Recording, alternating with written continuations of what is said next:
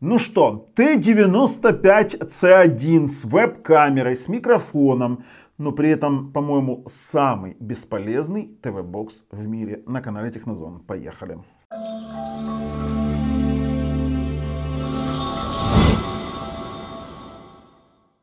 Знаете, вот, по-моему, это такая, знаете, неудачная попытка поиграться в серьезный ТВ-бокс. Сделали этот ТВ-бокс на платформе Rockchip 3368. В край устаревший процессор, который не поддерживает HDR, не поддерживает VP9, поэтому у вас не может быть 4К в YouTube. При этом здесь в прошивке не реализовали нормально битстрим звука, то есть у вас не будет Dolby Digital, не будет DTS. Слушайте, ну плюс 2 на 16 гигабайт, 2 гигабайта ОЗУ, 16 хранилища, неудачная компоновка элементов в плане того, что здесь 2 USB 2.0 со скоростью чтения 30 мегабайт в секунду, что в крайне мало. Он не воспроизводит 4К фильмы с жесткого диска, потому что он не поддерживает 10-битные видео. HDMI битстрим, как я уже сказал, не работает, нет Dolby Digital, нет DTS звука. Здесь есть LAN RJ45 на сотку, есть 5 ГГц, который в принципе неплохо работает до 160 мегабит. Вот больше здесь ничего нет. Вот такие вот интерфейсы. Крепится это через клипсу, которая тоже, откровенно говоря, кстати, в крайне удачная, но она поворотная. Вы должны это, вот я сейчас ноутбук свой, вы должны это как-то замонтировать, и он у вас должен стоять на телевизоре, не под телевизором. То есть это по сути большая веб-камера. Но есть еще неприятные сюрпризы. При подключении голосового пульта у вас не будет работать микрофон. Плюс здесь неполноценный маркет в том плане, что он полноценный, но многих приложений нет. Например, Viber вы не можете установить. Вы не можете установить, например, Telegram, потому что пишет, что несовместимо с этим устройством. Поэтому в этих мессенджерах пообщаться нормально у вас не удастся. Что мы в этом обзоре покажем? Мы покажем чат-рулетку, покажем Skype, попробуем какие-то минимальные мультимедийные возможности. Хочется отметить, что греется этот ТВ-бокс до 100 градусов. Прошу прощения, наврал, до 99 в тротлинг-тесте, но при этом не тротлит. 8-ядерный процессор на 1 ГГц, конечно, это очень-очень слабо для таких задач. Хотя вот, давайте рассудим немножечко. Неплохая задумка. Очень многие спрашивают веб-камеру, как подключить к смартфону, вернее, не к смартфону, к ТВ-боксу. Если бы сделали это все на M-Logic S905X3, поставили USB 3 порт, реализовали бы правильно прошивку, был бы 5.1 звук, какие-то мультимедийки, как бы камера работает, Viber работает, там Skype, и вот там бабушке какой-нибудь с сыночком пообщаться, либо с внучками через большой телевизор, это было бы классное устройство. Но данное устройство стоит $58. И вот после этого я вообще сразу же подвис. Давайте с вами посмотрим на Алиэкспрессе. Вот, мы сейчас с вами на Алиэкспрессе. Продавец проверенный, лежит в описании под видео у нас ссылочка. 8-ядерный процессор Rockchip 3368, PowerVR 6110 видеоускоритель, Android 9. Поддержка H265, 4К 60 FPS. Это вранье, потому что H265 4К 60 FPS это 10-битное видео, и оно его не поддержит. Я это покажу. Внешний тип памяти TF-карта, 800 Вт камера. Это о чем? Это вообще о чем? Что значит 800 Вт? Кто-нибудь объясните мне, что они имели в виду 800 Вт камера? Конфигурационный тейбл, что это такое? Вообще вот очень много непонятных здесь терминов для меня. Все, что мы видим здесь, это все посвящено камере, не больше. Все. Больше ничего нет. Какие игры? О каких играх идет речь? 4К HD Resolution, то есть разрешение 4К, но они нигде, кстати, не заявляются, что здесь есть VP9, они нигде не заявляются, что здесь есть нормальная поддержка 4К YouTube, они как-то очень мило это обошли. Да, они очень мило это обошли. Короче, ребят, подписываемся, нажимаем колокольчик. Не пропустите все наши дальнейшие, самые интересные, правдивые, честные обзоры. А мы, в свою очередь, переходим, начинаем тестировать это чудо.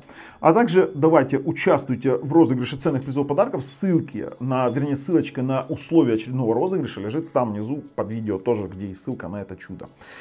А также под видео лежит топ-5 в разных ценовых категориях, если вы хотите выбрать действительно стоящий ТВ-бокс. Ну а что ж, сейчас я говорю вам, поехали, ребят. Знаете, ну, нормальный интерфейс. Я считаю этот интерфейс нормальный. С учетом того, что здесь есть кнопка переключения последних приложений. Это удобно. Есть очистка памяти. Есть строка избранного. То есть мы можем что-то с вами выбрать. И вот, в принципе, такой вот плиточный интерфейс, который не меняется. Но вот насколько этот, конечно, ТВ-бокс не нужен, он вообще, зачем это было делать, непонятно. Есть 5 ГГц Wi-Fi, 2,4 ГГц. Обращайте внимание, как у нас интерфейс подлагивает по чуть-чуть. В настройках устройства дисплей. Поддерживает он разрешение до 4К от 480p до 4К 60 Гц. Вот обращу внимание, что 4К, почему обращу внимание? Потому что дальше я вам покажу YouTube, о котором уже говорил. Так, в Advanced Settings у нас здесь есть регулировка картинки, но здесь не работает нормально HDR. То есть он практически вообще не работает. Если зайдем в обустройстве, увидим с вами RK3368 Box, Android 9 версия. Больше здесь ничего интересного для нас нет, но хранилище 16 гигов, подключен мой SSD.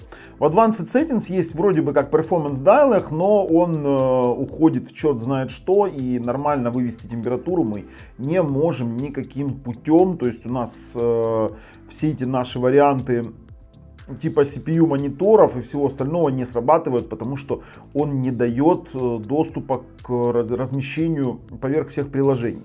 Поэтому будем пробовать с вами выходить. Вот мы нажимаем, и все, никаких доступов нет. Будем с вами выходить и будем пробовать как-то мониторить температуру в процессе. В AIDA 64 мы с вами видим, что опять же тот же самый RK3368 Box 2×16. Центральный процессор это 8-ядерный 3368 ROG чип Cortex A53 до 1 ГГц. Это, кстати, вот с этим и связаны вот эти моменты притормаживания. За отображение отвечает PowerVR ROG 6110, G6110. Вот это вот 720p, это разрешение интерфейса, не обращаем внимания. Сеть Connection Speed 433 мегабита, середнячковый. Вот будем пробовать, сколько она выдает на 5 ГГц. Температура, доступ к датчикам. Вот видите, вот эти вот тормоза выкинула AIDA. Ну, это ROG чип. Это ROG чип, и не надо было. Вот все, мы не можем получить доступ к температурным датчикам вообще. Видите, нас выбрасывает. Давайте посмотрим, какие кодеки в системе есть. Так, 3GP, AVC вижу кодек. Это для YouTube будет H264. И VP9 у нас только программный. Аппаратного VP9 кодека нет. Про 4К YouTube можете забыть. Все, это факт. Сразу давайте запустим спид-тест, посмотрим, что он нам там покажет. Слушайте, ну формат этого ТВ-бокса, он просто сумасшедший. Давайте стартуем. Ну, вот неплохо. Неплохо, 170 мегабит на 5 ГГц. Connection Speed все-таки меньше был, чем 800. То есть, если Connection Speed 800, то оно покажет скорость где-то до 300 мегабит. Здесь мы видим до 200. Это как бы, вот я считаю, это нормально.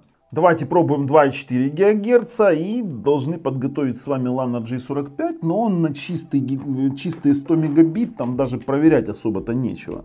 Давайте, ну 2,4, кстати, показывает выше среднего, 48, но это хороший роутер. Я не уверен, что на слабых роутерах он будет показывать точно такие же результаты. Я думаю, что в среднем он покажет 30 мегабит, какие-то 25-30 мегабит. Тут уж есть как есть. Давайте попробуем сеть подрубить. Вообще у меня в прошлый раз при подключении сети был жесткий перезагруз. Нет, сейчас нормально. Давайте пробуем сеть, и он должен показать у нас 94 на, ну, 94 на 94. Стабильная сотка. Вот она, стабильная сотка. Но перед тем, как идти дальше, я хочу вам сказать, если мы уже по системщине пошли, то в системщине-то есть и камера у нас, да, и вот мы ее должны с вами тестировать. Я ее включил, располагаю поверх своего, скажем так, лэптопа. Вот так вот это все дело выглядит. Ну, тоже есть как есть. Она может снимать видео, там ля-ля-ля-ля-ля-ля, она снимет видео. Качество преужаснейшее. То, что там написано 800 ватт, вы же сами понимаете. Можно делать фотки. Ну, для чего это, я вообще не понимаю. То есть я что-то там снимаю себя, вообще тоже не понимаю. При этом всем вы скажете, ну как, камера же нужна, можно пообщаться по Вайберу, там, по Телеграму, но у нас есть Google Store, в который, откровенно говоря, урезан. То есть это платформа ROG чип на Android 9, который слезали непонятно с чего. Если вы вобьете сюда Viber, то вы его не найдете. Вот, видите, приложение больше не совместимо с вашим устройством. За дополнительной информацией обратитесь к разработчикам. Вот так вот. Viber здесь я устанавливал из внешних источников, я задолбался его обновлять, и нормально он не работал. То же самое со всеми другими с мессенджерами, которые поддерживают камеры. Единственное, что у меня здесь удалось запустить, это Skype. Вот, и здесь есть у меня Skype, хотя здесь Viber я устанавливал, он сейчас не работает. То есть я могу показать, он требует обновления. Вот видите, там, я пытаюсь, когда инициализировать, он заходит, требует обновления, мы заходим в обновление, он пишет, что несовместим. Есть у нас Skype, есть Zoom, допустим, в чем вы можете общаться, ну и чат-рулетка для тех, кто очень сильно жаждет. Но, есть одно но. Ваш микрофон не будет работать, если вы подключили к нему голосовой пульт. Вот мы подключали к нему пульт, и микрофон перестает работать. То есть вы пытаетесь коммуницировать с кем-то, и это все дело не работает. Давайте сразу попробуем, если уж мы здесь. Крайне удобно, вы представляете, то есть если даже вот у нас при приближении, тут вот штука у нас сейчас стоит здесь, при приближении, вот у меня даже инициализировано, при приближении качество картинки ужасное, то при звонке это будет, наверное, просто жесть. А если его расположить на, допустим, на расстоянии 2-3 метров от телевизора, то там будет одно сплошное мыло. А давайте, знаете, кому позвоним? Давайте позвоним моему коллеге, Сереге Буйкевичу, это канал Окно ТВ. Вы, наверное, все его знаете, потому что те, кто хоть раз интересовался ТВ-боксами, они, наверное, знают, кто такой канал Окно ТВ. Так, как же это расположить, а? Как же это заваливает? Эта прищепка не держит. Возьмет он трубку, не возьмет? Серега, привет! Ой, о, здорово! А мы обзор снимаем, а ты вообще там, где твои обзоры? А то мы давно их не видим. Скажи что-нибудь. Передавай привет подписчикам, что ты так стесняешься. Короче, ребята, все работает. Серега, спасибо тебе, что я тебя, конечно, отвлек. Извини, я тебе позвонил во время обзора. Ты уж сорян. Но... Да, спасибо тебе. Ты меня видишь, слышишь нормально все? Ну, отлично. Говорит, отлично слышит. Говорит, подписывайтесь на меня. Да? Все, Серег, спасибо тебе огромное. Давай, дружи. Короче, Skype работает, это факт. Ну, вот он тормозит, вот это тормозилово, понимаете? Так, что у нас еще работает? Еще работает чат-рулетка. Ну, хотите, можем попробовать там с вами какую-то, вот просто поклацать. Сидеть в чат-рулетке, вообще купить ТВ-бокс для того, чтобы сидеть в чат-рулетке, я не знаю, это в край некрасиво. Сейчас мы выставим мою страну. Не, давайте, не знаю, где моя страна? Украина. Сейчас нас пару раз пошлют нахрен, если честно, то давайте стартуем. О, привет! Ты представляешь, ты к нам на YouTube канал попала. Сразу мы тестируем тут один девайс, он с чат-рулеткой, и ты попала прям к нам в эфир. Да, прикольно, ты прикольная, кстати. Вот, ты меня, кстати, хорошо, вот помоги мне, ты меня хорошо слышишь, видишь, да? Вот, слушайте, и зависло. Отсутствует подключение к интернету. Обидно до безобразия, все. Но это, скорее всего, у нее проблемы, потому что у нас с интернетом все в порядке. Короче, чат-рулетка работает. Ну, мы поняли, да, для чего мы можем это использовать. Я убираю камеру. У нас, убираю этот ТВ-бокс, в принципе. Давайте дальше по системщине пройдемся. И будем с вами чуть по мультимедийке погоняем. CPTT-тест. Мы проверяем скорость чтения USB 3 плюс скорость копирования памяти, понимать, насколько вообще эта приставка годится для проигрывания фильмов с внешнего жесткого диска. Но тест прошел, я вам скажу, это очень низкие показатели, это вкрай низкие, они очень хреновые.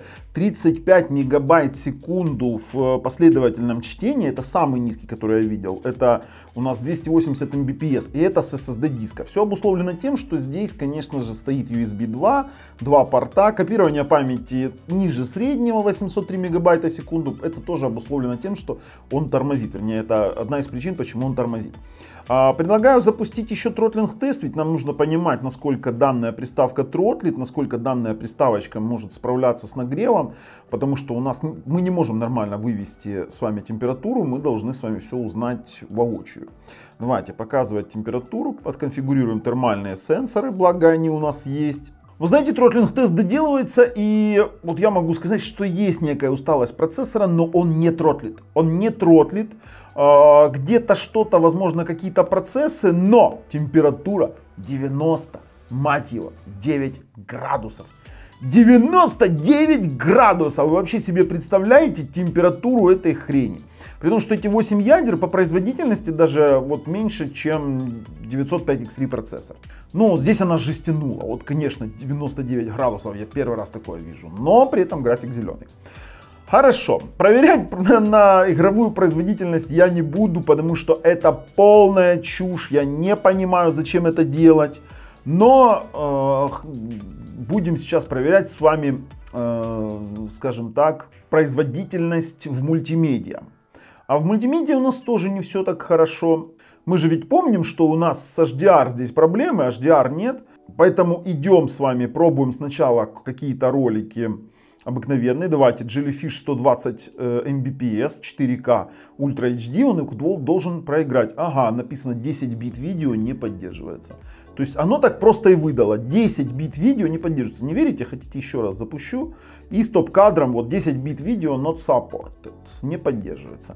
Поэтому фильмы здесь с жесткого диска просмотреть невозможно. Нормальные фильмы. Теперь давайте попробуем, ну вот Samsung 7 Wonder, все проигрывается в нативном плеере, 10 бит not supported, отлично, тоже вариант такой хороший. Sony 3 Luminous Demo, он должен заработать, это H264 кодек, он заработал 8-битный ролик, но он фризует, вы это видите на своем экране. То есть, видите, да, вот этот вот, ну то, что здесь нет автофреймрейта, вы это понимаете. Вы это понимаете, что здесь вообще ничего нету. Честно говоря, вот Gemini Man, если попробовать проиграть, то вы тоже не увидите ничего хорошего. Это будет абсолютно сплошной зеленый экран. И это трагично. То есть фильмы нормально здесь посмотреть нельзя. На этом уже, в принципе, можно заканчивать обзор. Но я хочу показать все аспекты этой приставки. Давайте по звуку. Звука не вижу в пробросе, нужно включать, для того, чтобы здесь заработал 5.1 звук, необходимо в настройках, в разделе звук включать постру режим. Давайте звук, битстрим, и здесь мы не декодирование, а HDMI битстрим включаем. Ну, в частности, у меня подключен через HDMI мой ресивер. Включаем Dolby Digital Plus еще раз, давайте пробуем. И все равно нет звука. Ну нет у нас ни Dolby Digital, ни DTS, ну давайте DTS 5.1 ядро, нету. Ни при выборе проброса сквозного звука нет ничего. Поэтому еще один минус как бы в копилку этого всего действия. Давайте пробуем YouTube. Здесь вас тоже ждет разочарование, потому что ролики больше 1080p вы не сможете проиграть. То есть, если вы выберете, допустим, мой канал с 4К контентом, 4К HDR видео, я сейчас вам в частности включаю, выведем диагностическое окошко. Давайте включаем. Ах ты ж. И мы видим, что у нас тупо 1080p 60 FPS висит. Ну вот что-то там начало воспроизводить. Давай. И если вы обратите внимание, то здесь кодек AVC1. Не путайте, это не AV1 кодек новый. Это AVC1, это очень старый кодек, который работал до 1080p без HDR. То есть здесь HDR поддержки нет. Как нет и поддержки 2К и 4К в YouTube. Его и не будет. То есть мы видим здесь 60 Гц 1080p. 34 дропа это в принципе нормально. Вот Full HD это его предел, потолок. Слушайте, но честно вам скажу, я даже не буду больше тестировать, я протестирую еще торренты, не знаю, может быть IPTV телевидение можно попробовать. Давайте установим последнюю версию сервера. Торренты, IPTV, и будем выходить, принимать решения по этому ТВ-боксу, потому что он с одной стороны интересный, с другой стороны это в край неинтересный момент.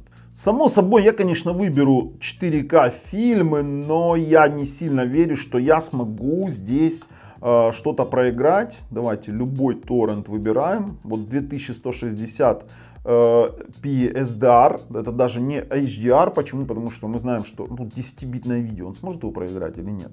Или то же самое квакнет, что не поддерживает 10 бит видео, и все, на этом все закончится. Давай. И... пошло проигрывать. Ну, пусть немножечко проиграет, а мы чуть посмотрим и подождем. Слушайте, ну фильм воспроизводится справедливости ради. Все это очень тусклое, с джодер-эффектом диким. Смотрите, как подергивается. Тук-цук-цук-цук-цук-цук. Нет автофреймрейта. Да и сам по себе, слушайте, надо выходить, очень быстро попробовать посмотреть температуру. Вот очень быстро. Давай. Он тормозит. Его...